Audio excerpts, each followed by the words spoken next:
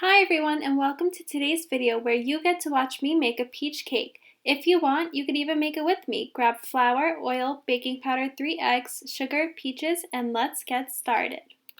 Your first step is to crack 3 eggs. Oh look, twins! That's okay, you should still add those 3 eggs. Now add 4 tablespoons of sugar and use the machine to mix it so that everything is evenly dispersed.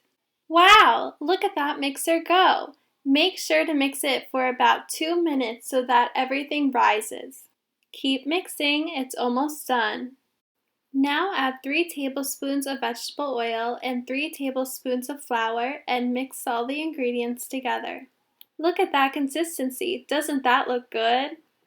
Lastly, add a packet of baking powder like I have or 2 teaspoons of it and let the mixer do its thing. Spray your pan with Pam!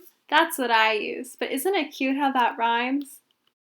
Now pour the batter all over your pan evenly so that we could finally add the peaches.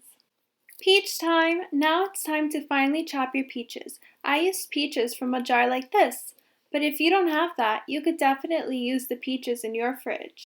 Now add those peaches onto the batter. It's okay if the peaches sink, they're just heavy. Now preheat the oven to 375 degrees and let it bake for 30 minutes. Don't forget to check up on it. 30 minutes later and look at this beauty. Let it sit on the side to cool down. Now who's excited? This peach cake has been baked, cooled down, and is ready to be cut. Fancy it up and serve it on a plate to be eaten. Well, there you have it, everyone, a peach cake. If you made this at home, let me know if you like it. See you soon. Bye!